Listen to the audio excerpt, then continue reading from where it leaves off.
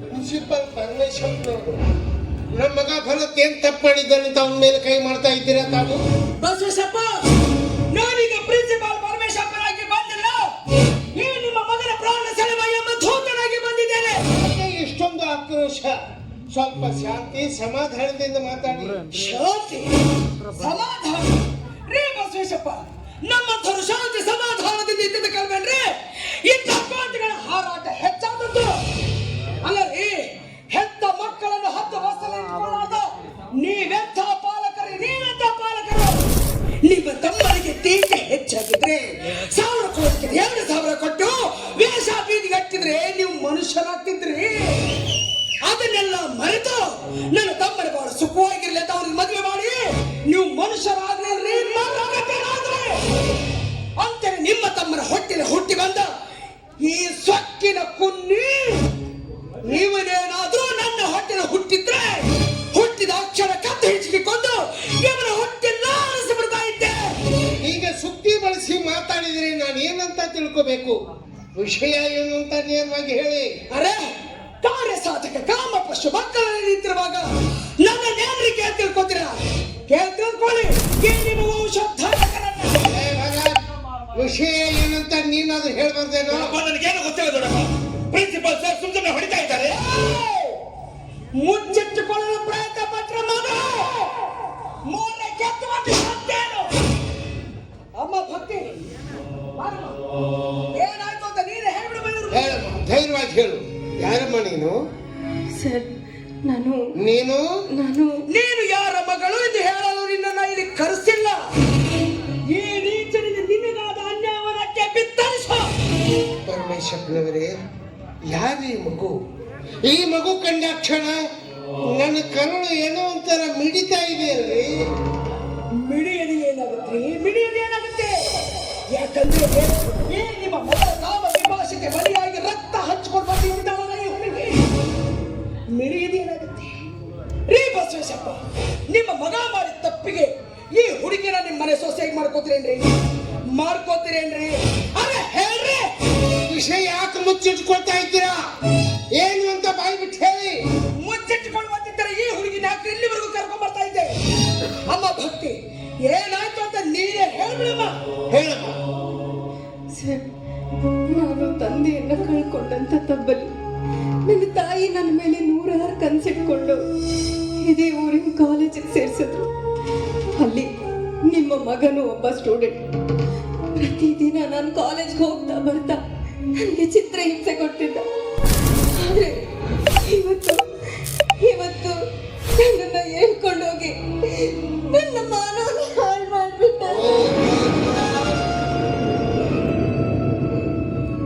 ಕೇಳಿದ್ರೇನ್ರಿ ಬಸವೇಶಪ್ಪ? ಈ ನಿಮ್ಮ ಮಗ ಮಾಡಿದ ಪೌರುಷದ ಪರಾಕ್ರಮದ ಪುಣ್ಯ ಕಥೆ ಅಲ್ಲ ರೀ. ಇತ್ತ ಮುಕ್ತ ಹೆಣ್ಣಿನ ಶೀಲಹರಣಗೈದಿದ್ದಾನಲ್ರಿ ಈ ಮಗ. ಈ ಹೆಣ್ಮಗು ಸಮಾಜದಲ್ಲಿ ಹೇಗ್ರಿ ಮುಖವೆತ್ತಿ ಬದುಕಬೇಕು? ಹೇಳ್ರಿ ಬಸವೇಶಪ್ಪ, ಹೇಳ್ರಿ, ಮಾತಾಡ್ರಿ. ಭರತ್, ಬಾರು ಹೀಗೆ ಬಾರಲೇ. ಆ ಹುಡುಗಿ ಹೇಳ್ತಾರ ಮಾತು ನಿಜಾನ? ಹೊಗಳಲೇ.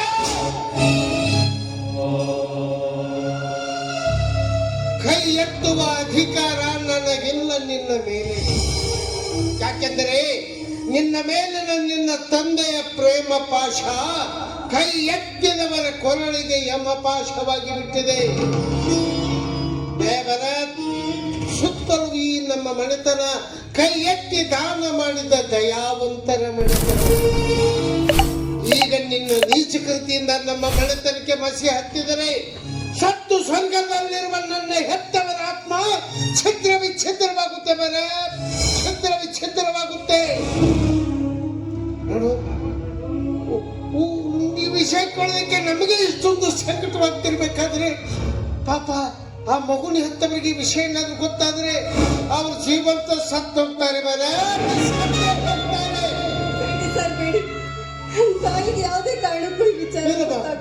ಗೊತ್ತಾಗೋದಿಲ್ಲ. ನೋಡ್ ಮಗ, ಒಂದು ವೇಳೆ ಈ ಘಟನೆ ನಿನ್ನಿಂದ ನಡೆದಿದ್ದೇ ನಿಜವಾಗಿದ್ದರೆ ಅವಳಿಗೆ ಬಾಳಿಕೊಳ್ಳಲು ಮುಂದಾಗು. ಅವಳನ್ನು ಮದುವೆಯಾಗೋ ಮನಸ್ಸು ಮಾಡು. ನಿನ್ನ ತಂದೆಗೆ ಅಂದ್ರೆ ನನ್ನ ತಮ್ಮನಿಗೆ ನಾನು ಹೇಳಿ ನಿಮ್ಮಿಬ್ಬರ ಮದುವೆನ ವಿಜೃಂಭಣೆಯಿಂದ ನೆರವೇರಿಸ್ತೀನಿ. ಒಪ್ಕೋತೀಯ ಮಗ? ಒಪ್ಕೊಳ್ಳೋಣ. ನಮ್ಮ ಆಸ್ತಿ ಅಂತಸ್ಗೆ ಆಸೆ ಪಟ್ಟು ನಾಳೆ ಕಂಡು ಹೆಣ್ಮಕ್ಳ ನನಗೆ ಹೇಳಲಿಕ್ಕೆ ಬಂದ್ರೆ ಅವನ್ನೆಲ್ಲ ತಗೊಂಡು ನಾನು ಕೊಂಡು ಕಟ್ತೀರ ನೀವು?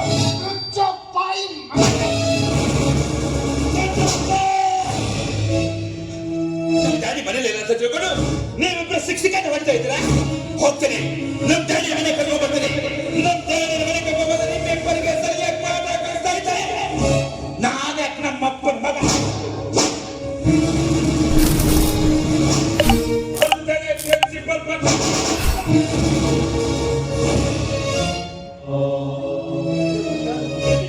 ನೀವು ಮನೇಲಿ ಇಲ್ಲ ಅಂತ ತಿಳ್ಕೊಂಡು ಪ್ರಿನ್ಸಿಪಲ್ ಸರ್ ದೊಡ್ಡಪ್ಪ ಸರ್ ಸುಮ್ಮನೆ ಶಿಕ್ಷಕಂತ ಹೊಡಿತಾ ಇದ್ದಾರೆ ನೋಡಿ.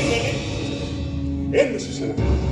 ಭರತ್ ಏನ್ ತಪ್ಪು ಮಾಡಿದ ಅಂತ ರಕ್ತ ಬರ ಬಿದ್ದಿದ್ದೀರಿ? ಹೇ ತಮ್ಮ, ಇಂಥ ನೀಚ ನನ್ನ ಮಗನಿಗೆ ಜನ್ಮ ಕೊಡೋದಕ್ಕಿಂತ ನಿನ್ನ ಹೆಂಡತಿ ಬಂಜೆ ಹಾಕಿದ್ರೆ ಎಷ್ಟೋ ಚೆನ್ನಾಗಿತ್ತಲ್ಲೋ. ನಾ ಅದನ್ನ ವಿಷಯ ಬಂದೆ. ಅದನ್ನು ನಾನೇ ಬಾಯ್ಬಿಟ್ಟು ಹೇಳ್ಬೇಕಾ?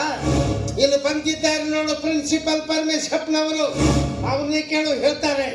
ಓ, ಪ್ರಿನ್ಸಿಪಾಲ್ ಪರಮೇಶಪ್ಪನವರು ಅಂದ್ರೆ ನನ್ನ ಮಗನಿಂದ ಏನಂತ ಅವಾಂತರ ಕಟ್ಟಿಸಿದೆ ಅಂತ ಇಲ್ಲಿ ಬಂದಿದ್ದೀರಾ? ಅರೆ ಹೇಳ್ರಿ ಬಾಯ್ಬಿಟ್ಟು.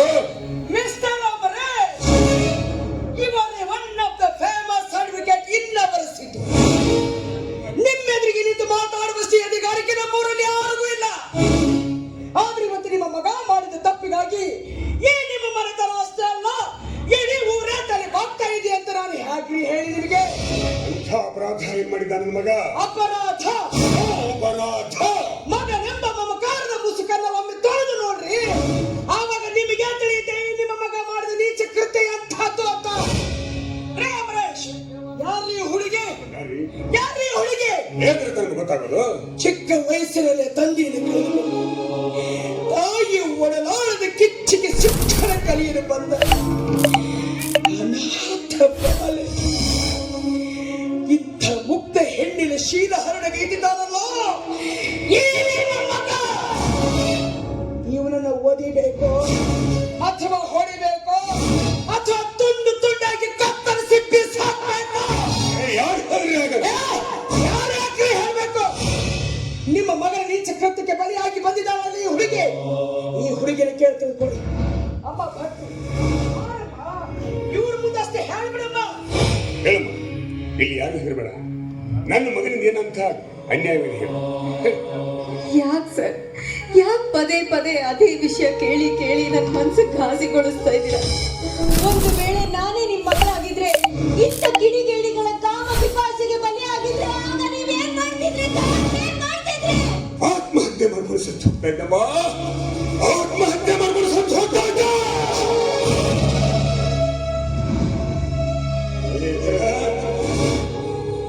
ಅವನಿಗೆ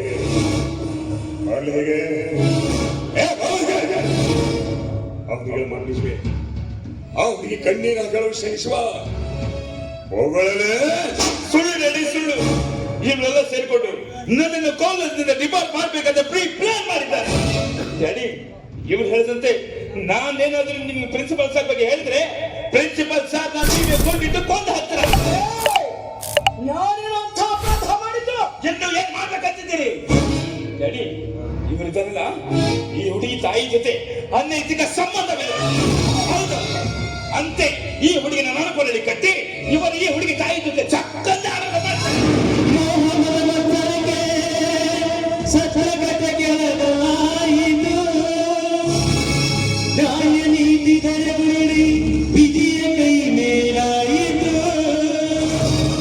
ಇದೇ ಕಲಿಯುಗ, ಇದೇ ಕಲಿಯುಗ, ಇದೇ ಕಲಿಯುಗ. ವಾಲ್ಮೀಕಿ ಮಹರ್ಷಿ ಅಂತ ಮನಸ್ಸು ಪಡೆದ ಪ್ರಿನ್ಸಿಪಲ್ ಪರಮೇಶಪ್ಪನವರ ವಿಷಯದಲ್ಲಿ ಹೊಲಸು ಮಾತಾಡಿ ಪಾಪ ಕೂಪದಲ್ಲಿ ಬೇಡಬೇಡವೋ? ಪರಮೇಶಪ್ಪನವರೇ, ನಮ್ಮ ಮಗ ಮಾಡಿದ ತಪ್ಪಿಗಾಗಿ ನಾನು ನಿಮ್ಮ ಹತ್ತಿರ ಕ್ಷಮೆ ದಯವಿಟ್ಟು ಕ್ಷಮಿಸಿ ಬಿಡಿ ಪರಮೇಶ್ವರ. ಬಸವೇಶ್ವರರೇ, ಕಣ್ಣಿದ್ದು ಕುರುಡನಾದ ಈ ನಿಮ್ಮ ತಮ್ಮ ಎಚ್ಚೆತ್ತು ನಿಚ್ಚಳಾಗುವುದು ಈ ಜನ್ಮದಲ್ಲಿ ಸಾಧ್ಯ ಇಲ್ಲ ರೀ. ಅವರಿಗೆ ಅವರ ಮಗನ ವಿನಃ ಇಡೀ ಪ್ರಪಂಚವೇ ಶೂನ್ಯರೇ, ಶೂನ್ಯ. ನಿಮ್ಮನ್ನು ಹೊಲಸು ಮಾಡುವ ಏನ ಶಬ್ದಗಳು ನನ್ನ ಕಿವಿ ಸೇರುವ ಮೊದಲೇ ನಾನೇ ಇಲ್ಲಿಂದ ಹೊರಟೋಗ್ತೇನೆ. ನಾನೇ ಇಲ್ಲಿಂದ ಹೊರಟೋಗ್ತೇನೆ. ಅಮ್ಮ,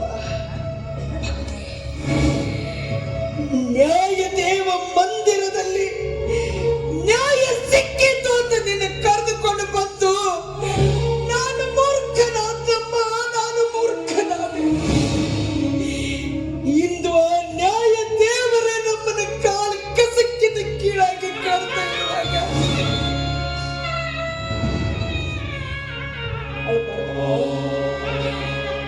ಅಳಬಾರ್ದು. ಒಬ್ಬರನ್ನು ಕೊಂದು ಒಬ್ಬರು ಬದುಕುವ ಈ ಸ್ವಾರ್ಥ ಜಗತ್ತಿನಲ್ಲಿ ಯಾರಿಗೆ ಯಾರೂ ಇಲ್ಲ ಎಂಬ ಮಾತು ಸತ್ಯ. ಯಾರಿಗಾರು ಎಂಬ ಮಾತು ಸತ್ಯವಾಯಿತು, ಪ್ರೀತಿ ಪ್ರೇಮ ಮಮತೆಯೆಲ್ಲ ಚೂರೆಯಾಯಿತು. ಆನಂದದ ನೆಲೆಯ ಬಂಗಾರದ ಮನೆಯ ಕಥೆಯ ಮುಗಿಯಿತೆ, ಶೋಕ ಕಥೆಯ ಮುಗಿಯಿತೆ, ಕಥೆಯ ಮುಗಿಯಿತೆ, ಶೋಕ ಕಥೆಯ ಮುಗಿಯಲು. ಯಾರಿಗಾರು ಎಂಬ ಮಾತು ಸತ್ಯವಾಯಿತು. ಎಂಥ ಅನ್ಯಾಯಕ್ಕೆ ಮನೆಯಲ್ಲಿ ನಾನಿಂದು ಎಂಥ ಹೊಲಸು ಶಬ್ದಗಳನ್ನು ಕೇಳಿದೆ ನಾನು. ನನ್ನ ತಮ್ಮನಿಗೆ ಅವನಿಗೆ ಬರುವ ಮುಂದ ಆಪತ್ತುಗಳನ್ನ ನಾನು ಅವನಿಗೆ ಹೇಗೆ ತಿಳಿಸಿ ಹೇಳಿ? ಏ ತಮ್ಮ ಮನೇಶ, ಬಂಗಾರದಂಥ ಮನುಷ್ಯನೋ ನೀನು, ಕಾಡು ಪಶುವಾಗಿ ಬಿಟ್ಟಿಯಲ್ಲೋ ಮಗನ ವ್ಯಾಮೋಹದಲ್ಲಿ ಬಿಟ್ಟು. ಮಗನ ವ್ಯಾಮೋಹ ಯಾಕೆ ಲಕ್ಷ್ಮಿ ಕಟ್ಟಿಯಲ್ಲ? ನಿನಗೆ ಬೇಡವಾಗಿದ್ದರೆ ಹೇಳಿಬಿಡು. ಬೇಡ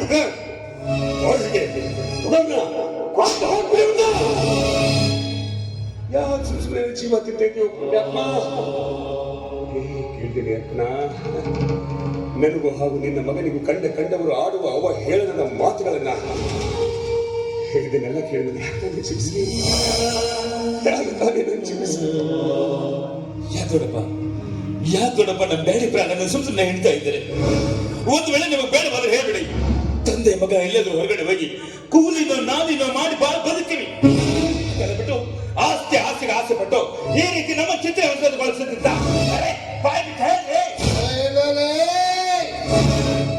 ಅಣ್ಣ ತಮ್ಮಂದಿರ ಪವಿತ್ರ ಬಾಂಧವ್ಯಕ್ಕೆ ಬೆಂಕಿ ಹಚ್ಚಲು ಬಂದ ಹೊಲಸು ಕೊಂಡಿಯೇ ನೀನು. ನನ್ನ ತಮ್ಮನಿಗೆ ಬಂದಿರುವುದು ಅವನ ಪಾಲಿನ ವಿಧಿಯಾಗಿ ಬಂದಿರುವುದು. ನಿನ್ನನ್ನು ಹೀಗೆ ಜೀವಂತವಾಗಿ ಬಿಟ್ರೆ ನನ್ನ ತಮ್ಮನನ್ನೇ ನುಂಗುವಿ ಅಂದಾಗ ನೀನು ಜೀವದಿಂದ ಉಳಿಬಾರ್ದು. ನಾನು ಉಳಿಸೋದಿಲ್ಲ.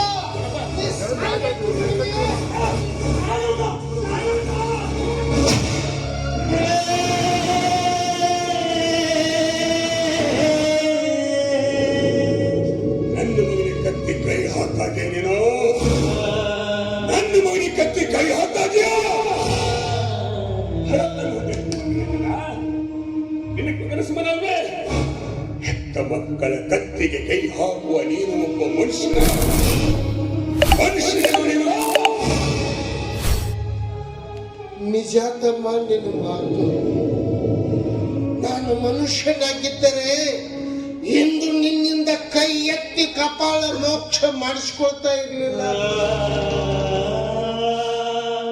ನನಗೆ ತಿಳುವಳಿಕೆ ಬಂದಾಗಿನಿಂದಲೂ ನನ್ನ ತಮ್ಮನೇ ನನ್ನ ಪಾಲಿನ ತನು ಮನ ಘನ ಅಂತ ತಿಳಿದ ಇವತ್ತು ನಿಮ್ಮಣ್ಣನಿಗೆ ನೀ ಕೊಟ್ಟ ಕಾಣಿಕೆ ದೊಡ್ಡ ಬಹುಮಾನವಪ್ಪ, ಬಹು ದೊಡ್ಡ ಬಹುಮಾನ. ಯಾಕೆಂದ್ರೆ ಈಗ ನಿನ್ನ ದೃಷ್ಟಿಯಲ್ಲಿ ನಿನ್ನ ಮಗನ ವಿನಃ ಅನ್ಯರೆಲ್ಲ ಕಸವಾಗಿ ಕಾಣುತ್ತಿರುವಾಗ ಈ ಮನೆ ಮಸಣವಾಗುವುದಕ್ಕಿಂತ ಮುಂಚೆ ತಾನೇ ಇಲ್ಲಿಂದ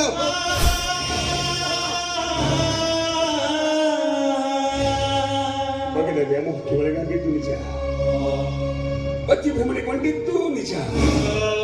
ಆದರೆ ನನ್ನನ್ನು ಬಿಟ್ಟು ಹೋಗಿ ನೀ ಎನ್ನುವ ಕಿಚ್ಚು ನನ್ನಲ್ಲಿ ಹಾಕಬೇಡ.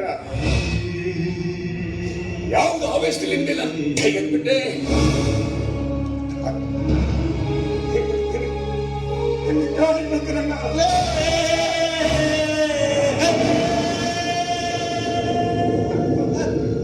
ತಪ್ಪು ನೀ ಮಾಡಿಲ್ಲ ನಿಜ ತಮ್ಮ, ಆದರೆ ಮುನಿದ ವಿಧಿ ನಮ್ಮ ಮನೆಗೆ ಮುತ್ತಿಗೆ ಹಾಕಿದೆ. ಕಾರಣ ಕೂಡಿದ್ದು ಕೆಡುವುದಕ್ಕಿಂತ ಕೆಟ್ಟು ಕೂಡುವುದೇ ಲೇಸು. ವಿಧಿ ಹೊಕ್ಕ ಮನೆಯಲ್ಲಿ ನಿಧಿ ಇದ್ದರೇನು ಪ್ರಯೋಜನ? ಹದಿಹರೆಯದ ನಿನ್ನ ಮಗನಿಗೆ ಬುದ್ಧಿ ಬಂದಾಗಲೇ ಮರಳಿ ಮನೆಯಲ್ಲಿ ಕಾಲಿಡ್ತೀನಿ. ಆದಷ್ಟು ಬೇಗ ದೇವರು ತಂದೆ ಮಗ ಇಬ್ಬರಿಗೂ ಸದ್ಬುದ್ಧಿ ಕೊಟ್ಟು ಕಾಪಾಡಿ. ಎದ್ದ ಮಗನ ಮೋಹದಲ್ಲಿ ಸಿಲುಕಿದ ಪಿತನು, ಹಿರಿಯಣ್ಣನ ಹಿರಿಯಾಸೆಗೆ ಜೀವ ಬಗೆದನು. ರಕ್ತ ಸಂಬಂಧಗಳನ್ನು ತೊರೆದ ಮೂಡನು, ಸಂಸಾರದ ಹಿರಿಯಾಸೆಗೆ ಬೀದಿಗೆ ಸೆದೆನು. ಪ್ರೀತಿಯ ನಗೆ ದೇಶವ ಹೊಳೆಯಲ್ಲಿ ಮುಳಗೆದು ಸೌಜನ್ಯದ ಸದ್ಭಾವನೆ ಮಾಯವಾಯಿತು. ಸೌಜನ್ಯದ ಸದ್ಭಾವನೆ ಮಾಯವಾಯಿತು.